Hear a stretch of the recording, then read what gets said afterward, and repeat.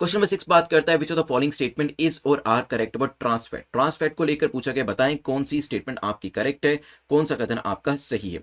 ट्रांसफैट्स are associated with an increased risk of heart attack and death from coronary heart disease. तो यहाँ पे death का major cause जो है उसे बताया गया है।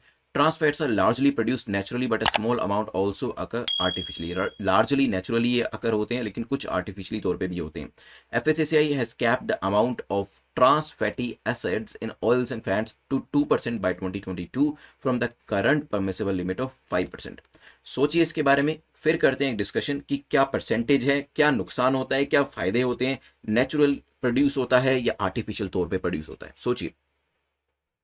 चलिए, एक आर्टिकल आया था द हिंदू के अंदर जहां पे वेरियस इनिशिएटिव्स बताए गए थे कि कैसे कैसे हमारी कंट्री जो है ट्रांस फैट की मात्रा को रिड्यूस करने के लिए ले रही है। किस किस तरीके के फैट होते हैं वो मैं आपको नेक्स्ट स्लाइड के अंदर दिखाने वाला हूं। बट आप जानते हैं कल रात को भी हमने थर्ड स्टेटमेंट को तो एटलीस्ट डिस्कस किया ही था कि हमारी जो प्रेजेंट इसके अंदर लिमिट थी वो 5% थी। 2021 में हमने प्रण लिया है कि इसे 3% तक लेके आएंगे और 2022 तक हमारा टारगेट है इसे 2% तक लेके आएंगे, क्योंकि ये आपकी हार्ट डिसीजेस के लिए और डेथ की वजह से कोरोनरी हार्ट डिसीजेस के लिए सबसे बड़ा रिस्पॉन्सिबल रीजन कहा जा सकता है। और आपने काफी सारे प्रोडक्ट्स पे भी देखा होगा, कल मैंने आपसे रिक्वेस्ट भी करी थी whenever you go to buy some kind of groceries उसके पीछे जरूर देखा करिएगा कि उसमें ट्रांस फैट की मात्रा कितनी है। और ट्रांस फैट की मात्रा अगर उसके अंदर 1% भी पाई जाती है तो कोशिश करिए उस चीज को अवॉइड करने की। तो यहाँ पे ट्रांस फैट्स एसोसिएट करते हैं increase risk of heart attacks, बिल्कुल ठीक है। लार्जली वो किस तरीके से पाए जाते हैं, आपको क्या लगता है?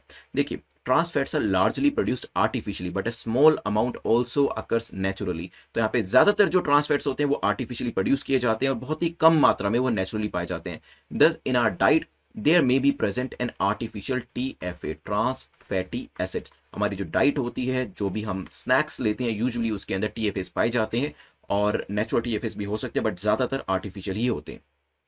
अब अगर वैसे मैं आपसे क्वेश्चन पूछूं, आपको क्या लगता है TFAs क्यों ऐड किए जाते होंगे, मतलब ट्रांस फैटी एसिड्स जो हैं, क्या ये किसी प्रोडक्ट की शेल्फ लाइफ को इंक्रीज करने के लिए करे जाते हैं, डाले जाते हैं, या फिर अपने आप ही पैदा हो जाते हैं, या फिर किसी प्रोडक्ट के टेस्ट को बढ़ाने के लिए डाले जाते हैं? इसका आंसर आप मुझे कमेंट सेक्शन में करिएगा, नहीं पता है तो उसे गूगल प्लीज करिएगा।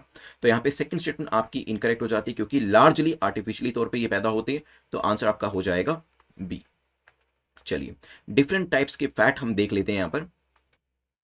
चलिए, तो यहां पे सबसे पहले है आपका अनसैचुरेटेड फैट्स, जो आपको एवोकाडो यहां पे शो किया हुआ है। एवोकाडो, इनको बेसिकली ना अनसैचुरेटेड फैट्स को गुड फैट भी कहा जाता है, ठीक है। तो यहाँ पे गुड फैट्स में आपका एवोकाडो आ जाता है, बादाम आ जाते हैं, आलमंड्स आ जाते हैं, वहां से आपको ये गुड फैट्स जो है वो मिलते हैं जो कि आपकी हेल्थ के लिए ठीक होते हैं।